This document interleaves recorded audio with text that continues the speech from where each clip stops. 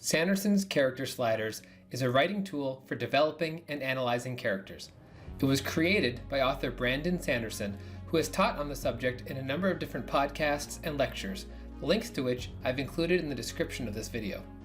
Sanderson's Character Sliders suggests that there are three major characteristics that affect how likely an audience is to connect with a character: likability, competence, and proactivity. Likability is described by Sanderson as how relatable, sympathetic, or nice a character is. Competence is how capable or skilled the character is, and proactivity is how the character progresses the plot. The slider bars range from low to high, and moving the sliders into different configurations results in different types of characters. According to Sanderson, if at least one of the three sliders is high, it should result in a character that audiences find engaging. For writers, knowing how to manipulate these sliders is a valuable tool for designing and troubleshooting characters. This is part one of a two-part series. This video will introduce the sliders and look at example slider configurations, and part two will explore character introductions and character arcs using the sliders. To begin, let's look at each of the sliders in more detail. The first slider is likability. The more likable a character is, the more invested the audience will be in what happens to them. But how do we make a character likable? Sanderson focuses on three approaches. The first approach is to give them admirable traits. For example, you can make them brave, loyal, kind, honest, clever, funny, passionate, determined. These are traits that make people likable in real life, and it works for fictional characters as well. The second approach to making a character likable is to make them relatable or sympathetic. For example, place the character in situations the audience will find familiar, or give the character a compelling motive, or have the character display relatable emotion, or show the character enduring hardship.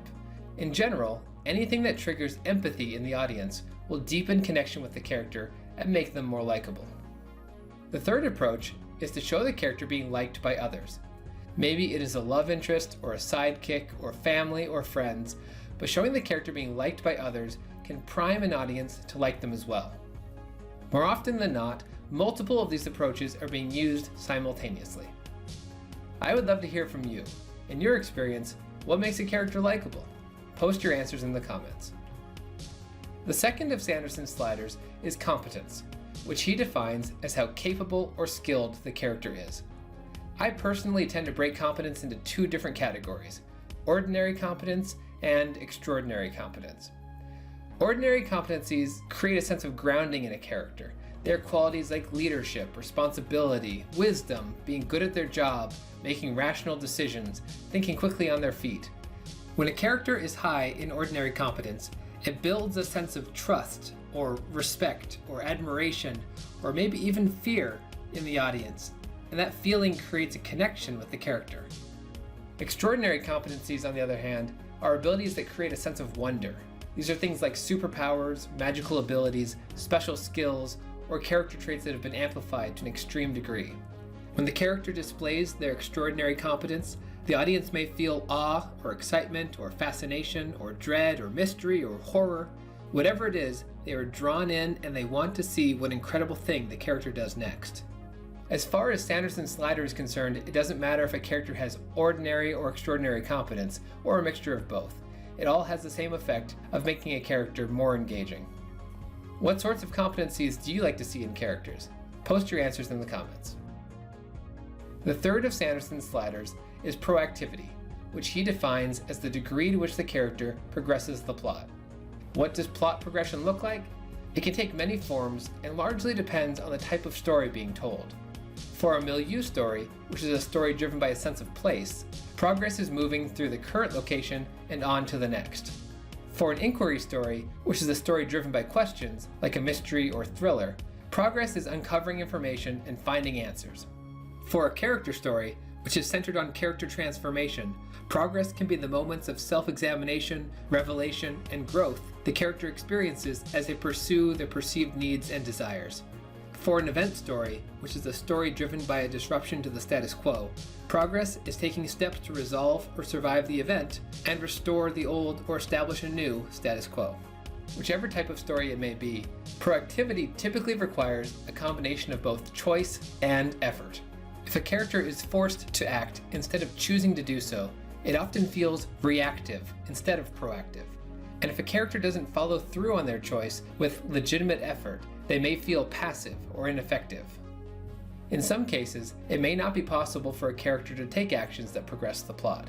Maybe they aren't powerful enough, or it is outside of their control, or maybe it's early in the story and the story's main conflict hasn't begun yet. In these cases, it is still possible for a character to feel proactive if they are shown tackling smaller scale issues that are within their control, or if they are introduced in a way that creates an expectation of future proactivity. For example, if the character has an adventurous spirit, or inquisitive mind, or an eagerness to change something about themselves. Now, story progression is a useful way to think about proactivity, but I sometimes find it helpful to use an alternative definition. A proactive character is one who is acting on instead of responding to their environment. This expands the definition to include characters who may not progress the plot, but do bring a sense of energy, conflict, or chaos to the story that to me still feels like proactivity. Feel free to use whatever definition of proactivity works best for you. With the 3 sliders defined, let's look at examples of different slider configurations and the types of characters that result. As we step through these examples, remember Sanderson's observation that if at least one of the sliders is high, it should result in an engaging character. We will see that in general this is true, but I will highlight a couple of edge cases where there tend to be some exceptions to the rule. I encourage you to come up with your own examples of characters for each of the configurations as we go along. The first configuration is high likability, low competence, and high proactivity.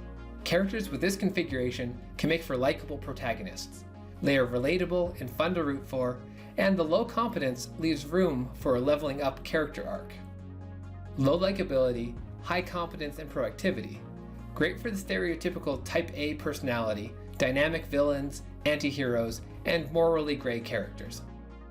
Low likability, high competence, low proactivity. Good for the gruff, no-nonsense mentors, and for supervillains pulling the strings from a distance. High in all 3 sliders. This is the first of our 2 edge cases.